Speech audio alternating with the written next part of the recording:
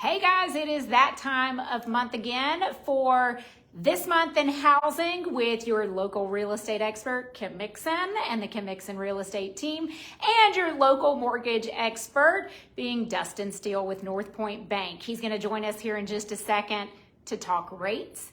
But what I'm going to talk to you about is what happened in our local market here over the last month. How did July close out this year compared to last year? And then we'll talk rates. We're going to do this all in 10 minutes or less. So let's get started. Okay, in Muscogee and Harris County for July, there were 227 closed sales.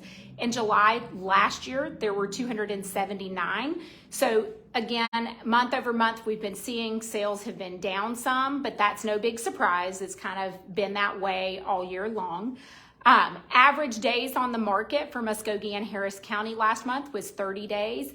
Average days on the market for July of last year was 18 days. So we are seeing a little more time on the market than what we have been seeing in previous years. Average sales price was $274,000, and last year in July, average sales price was $261,000. So we've got a little uptick on that. And list to sale price percent, what was it listed for versus what it closed out for? In July, that was 98.08%. And last year in July, it was 99.47. So what that means is you're seeing just slightly more negotiation, but still nothing drastic with that. Let's look at, before we move to Russell and Lee County, let's talk active listings. Right now in Muscogee and Harris County, there are approximately 261 active listings. This time last year, there were about 392. So as you can see, we are still extremely low inventory. Pending sales, there are approximately 348 right now. And this time last year, there were about 430. So again, we've got less sales volume this year. I think nationally sales volume is down around 20%. Locally, we're probably more around that 30% mark. Let's look at Russell and Lee County now. For July, there were 123 closed sales. And last July, in 2022, there were about 171 closed sales. Average days on the market for July was 28, and this time last year, average days on the market was 18. Average sales price for July closeout this past July was $281,000, which is fabulous. And last year for July, it was $245,000. Your list to sale price percent this year was 99.05, and last July it was 100.37. So again, slightly more negotiation happening, but nothing drastic. It's still very much in many ways and in many price points, somewhat of a seller's market. We are getting multiple offers on some homes at particular price points, but we're not seeing quite as many multiple offers on some of the higher price points these days. Right now in Russell and Lee County, there are about 175 active listings in the East Alabama Board of Realtors MLS. Last year, this time, about 223, so it is down.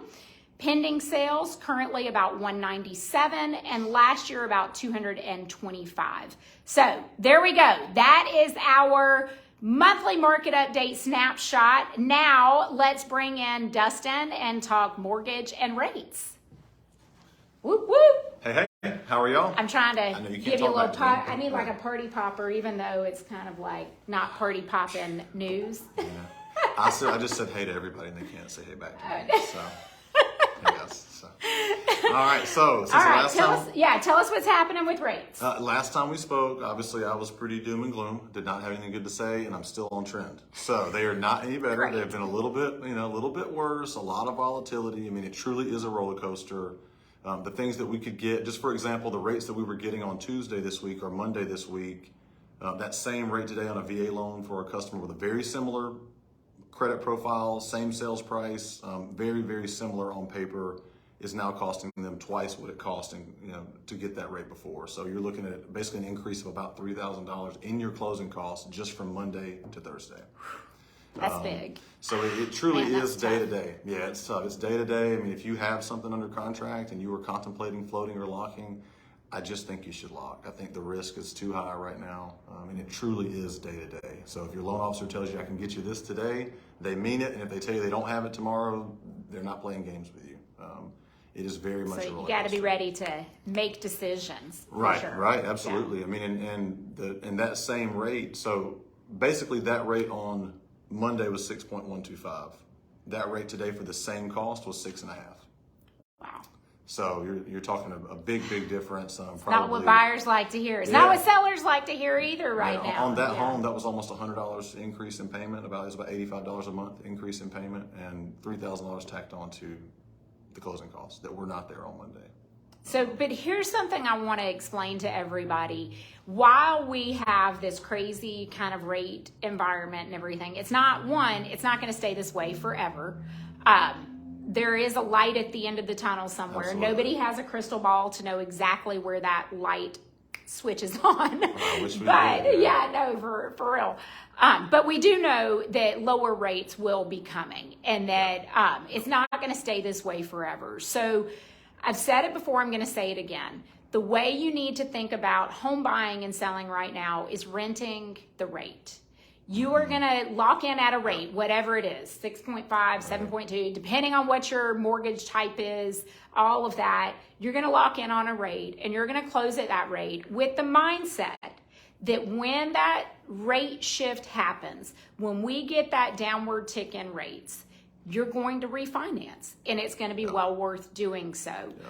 So don't let the higher rates, just because you're getting a 30-year mortgage, does not mean you're locked into that rate for 30 years. You will have the ability to refinance down the road if that's what makes the most sense. The other thing that I want to talk about with that is right now we have extremely low inventory, and what's holding back some of the inventory is the higher rates, because you've got sellers who have homes that they want to sell, but they've got them at really low rates right now. And if they don't have to sell, they're holding out.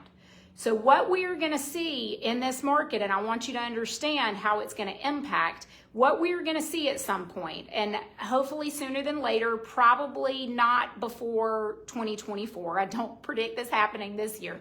But what we're going to see is as soon as those interest rates begin to relax, we're going to start seeing some seller inventory come to the market. Now, we are still going to be in a very low inventory situation even when that happens. But when that happens, buyer activity is also going to pick up at an exponential rate. And you know what is likely to happen again? A scenario like 2021. We are very likely, when all of this comes together, to be in a situation where you are in bidding wars, where you're having to pay over list price, appraisal gap fees.